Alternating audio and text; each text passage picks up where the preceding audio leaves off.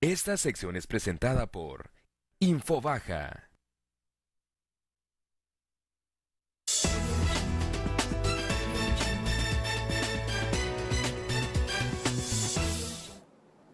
Ya estamos de regreso y me da mucho gusto informarles, platicarles que tenemos hoy, esta noche en el programa, a un invitado muy especial, un invitado de lujo, como todos los que tenemos.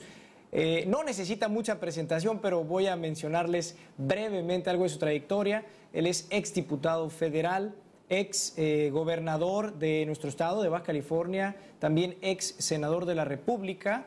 Está con nosotros el licenciado Alejandro González Alcocer, a quien le doy la bienvenida y le agradezco mucho que nos acompañe esta noche, licenciado. Al contrario, Oscar, muchas gracias por la invitación. Hombre, gracias por estar con nosotros. Vamos a ver para cuánto nos alcanza el tiempo. Tenemos 2 bloques para platicar. Claro que sí. Y pues me consta que además las conversaciones con usted siempre son muy fluidas, así que vamos a tratar de aprovechar el tiempo lo mejor posible.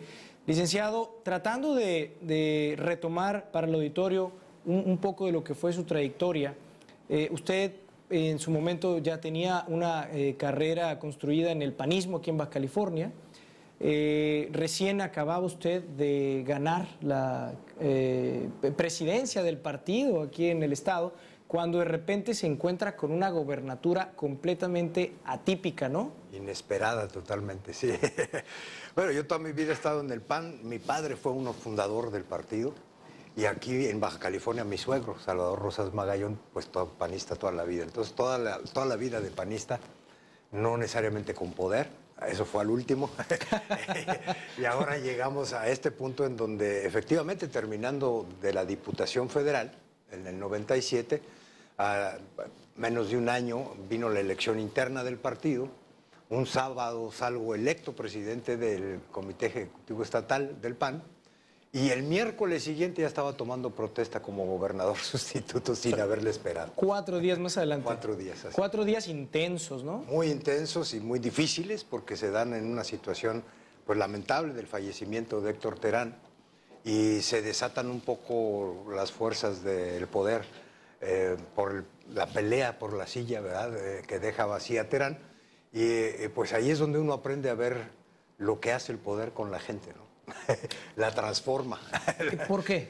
Pues yo creo que fundamentalmente yo creo que es por falta de formación, porque nosotros tantos años en la oposición sin tener el poder nos formamos en otro ámbito en donde las cosas tienen que ser de una manera diferente cuando llega uno al poder. Cuando llega uno al poder y se busca tantos años es para servir al pueblo, no para servirse de los cargos públicos, ¿no? Claro. Y esta es la ideología, el sentimiento que teníamos todos los de la oposición en esa época.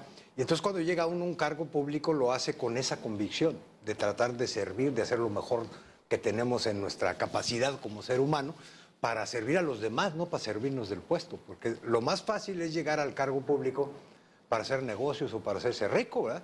Eso ni siquiera a veces lo piden, se los ofrecen. Claro. Pero otra cosa distinta es que no lo acepte uno y que trate de hacer las cosas como deben ser, ¿no? Y que a lo mejor yo estuve pues solo 3 años en la gubernatura, pero creo que hicimos muchas cosas por Baja California y creo que se pueden hacer muchísimas más, ¿no? Y esto es lo más importante. Claro, por supuesto. Mucho en ese trienio, por decirlo así, en ese trienio que estuvo usted en la gobernatura, se hizo mucho de lo que tiene que ver con el tema de impartición de justicia, ¿no? Usted trabajó mucho en ese sentido, lo cual pues ahora generaciones como la mía agradecemos en el sentido de las instituciones que se fueron construyendo, ¿no? No, absolutamente era un tema un tanto cuanto olvidado y muy deteriorado en nuestro estado, seguridad y justicia.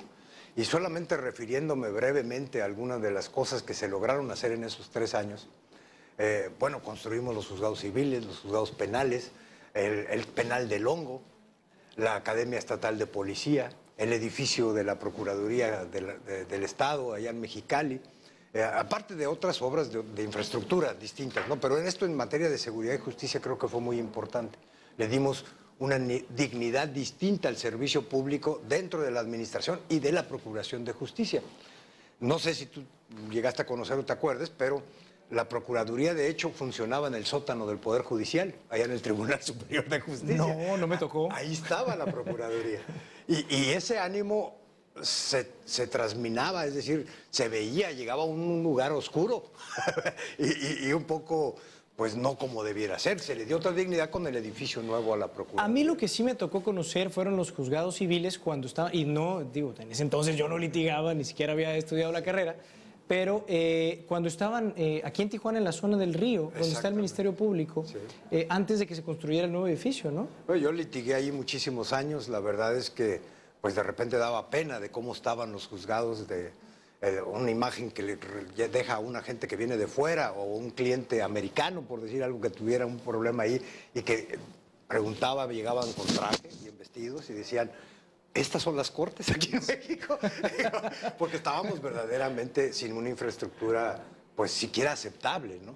Y la verdad es que sí se le dio otra dignidad cuando se construyeron todas estas cuestiones que a nosotros nos preocupaban mucho, de la imagen que tiene un estado como Baja California, que además debe tener siempre la perspectiva de ser el número uno en el país en casi todos los aspectos, ¿no? Desde la competitividad y la inversión extranjera hasta los aspectos de tener la infraestructura necesaria para asegurar una justicia, procuración de justicia y administración de justicia por lo menos digna, ¿verdad? Claro. Y estas son de las cosas que, pues sí, como abogado, como litigante me preocupaban y por supuesto las impulsamos en esos 3 años. Claro, y sobre todo porque tenemos aquí a la mano pues una economía muy pujante como San Diego, ¿no? Con la que nos podemos comparar. Obviamente estamos lejísimos, pero lo podemos ver, ¿no? Y entonces podemos advertir con mucha facilidad dónde estamos, ¿no? Y lo que nos falta. Absolutamente. Yo creo que también es un malentendido el de que no dejen al Estado lo suficiente como para poder crecer. Es cierto que está considerado en la República uno de los estados ricos, Baja California, así nos consideran, así nos ven desde el sur y desde el centro, pero nos hacen falta muchas cosas. Y a nosotros les decíamos siempre en el centro, no les pedimos que nos den, nada más déjenos tantito de lo que producimos nosotros, ¿verdad? Con una pizcacha, por decirlo así, en término literal, de lo que nosotros generamos aquí en el Estado, era para que tuviéramos la mejor infraestructura carretera, los mejores puertos de la República, lo mejor en todo, porque lo podemos hacer, pero no nos dejan nada. Yo me acuerdo en el tiempo que estuve gobernador, por ejemplo, el de que en el Seguro Social teníamos 2,000 millones de pesos que pudiéramos llamar de superávit, es decir, las patrones y los trabajadores pagaban puntualmente y teníamos un excedente por arriba de lo que ocupan para dar el servicio. Y todo ese dinero, 2,000 millones de pesos, se los llevan al centro, Hacienda particularmente.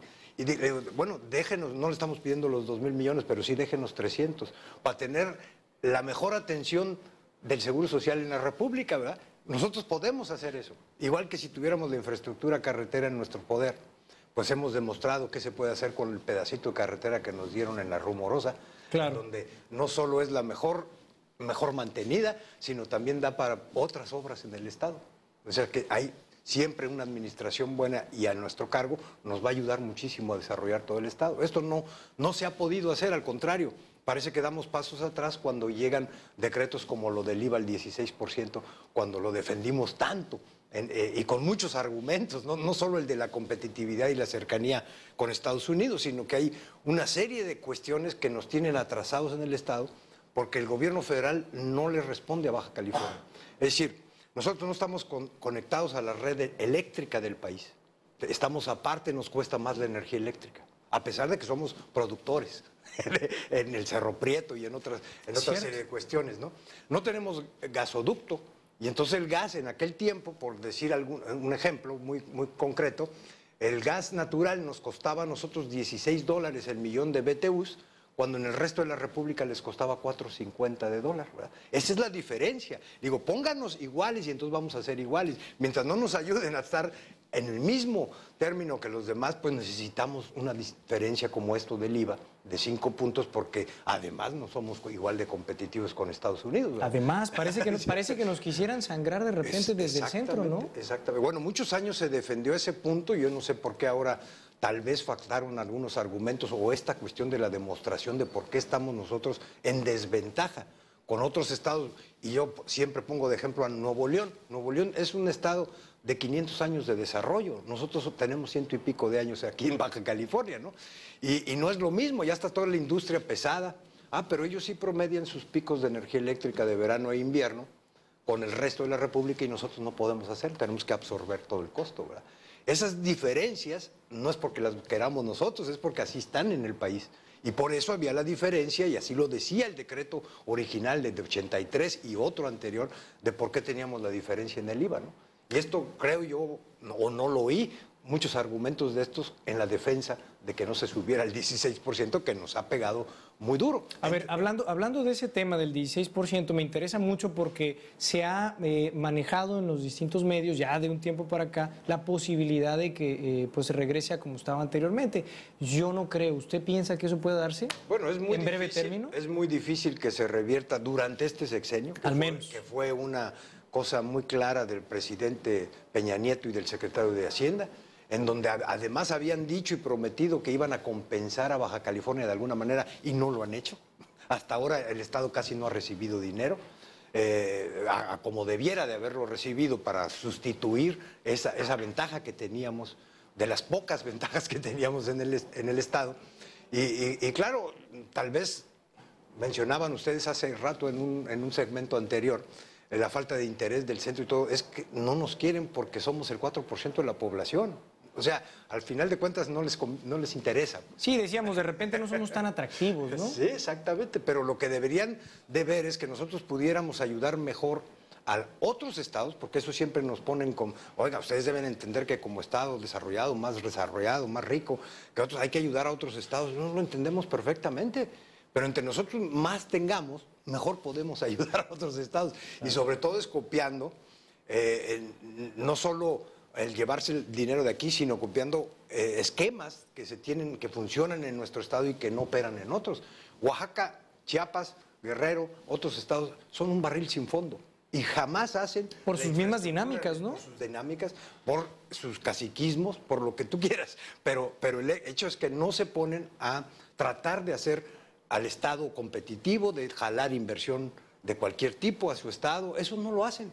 Se administran el dinero que les dan y muchísimo más que a nosotros, a esos estados, y de aquí se van muchos recursos para allá, cuando debíamos de haberles enseñado a crear la infraestructura y las condiciones que nosotros creamos en Baja California, que es de competitividad. Yo unos años en que estuve de gobierno siempre disputábamos el primer lugar en competitividad con Nuevo León, siendo tan diferentes las realidades de cada estado, ¿no? Claro. Y varias veces estuvimos en primer lugar y en atracción de inversión extranjera y todo eso. En esos 3 años fue un pico de un boom muy, muy importante en donde se dio todo esto, y creo que era una muestra real de lo que se debe hacer en otros estados que se considera pobres y no ser barril sin fondo de subsidio constante, porque a nosotros no nos dejan nada, pues.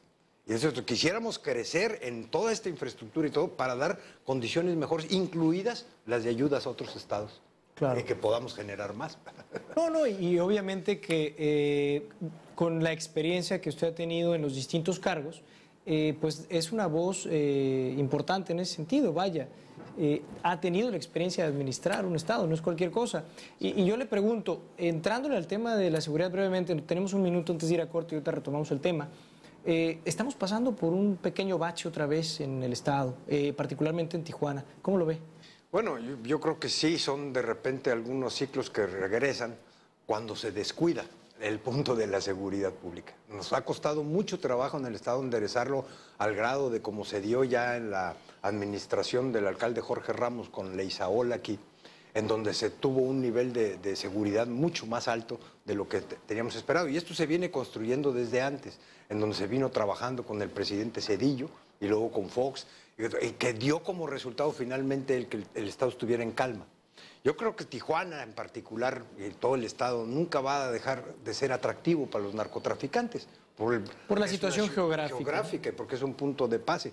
Pero de eso a que se afecte a la población de otra manera, con secuestros, con robos, etcétera, es una cosa muy diferente, ¿verdad? Y creo que esto es lo que no debemos permitir nunca, ni quitar el dedo del renglón, de permanecer siempre alertas en esa cuestión y suprimir cualquier cosa que se nos viene encima de repente. Ahora con homicidios otra vez, se da mucho con lo del narcomenudeo. Ahora el Estado tiene facultades para combatir el narcomenudeo, antes no la teníamos y eso luchamos mucho en el Congreso porque la tuvieran. Efectivamente. Antes, cuando deteníamos narcotraficantes, los poníamos a manos del Ministerio Público Federal y al día siguiente ya estaban afuera, porque no les interesa ni tienen la capacidad tampoco para estar viendo lo del narcomenudeo, pero a nuestro estado sí le interesa, porque aquí hay muchísimo robo a domiciliario y de todo tipo, por la cuestión de las drogas, por las adicciones de la droga que antes no teníamos y por el narcomenudeo que ahora se generó a raíz de que los grupos grandes del delincuente organizado pagaban con droga en lugar de con dinero. No, y aparte no basta también que las distintas corporaciones o entes de gobierno de repente declaren y digan que algo ya no es de su competencia, ¿no? La ciudadanía no entiende, la ciudadanía percibe nada más si hay o no hay seguridad, ¿no? Sí. Vamos a ir a un pequeño corte y regresamos para seguir platicando de este y otros temas. Estamos en UTV, no le cambie, regresamos.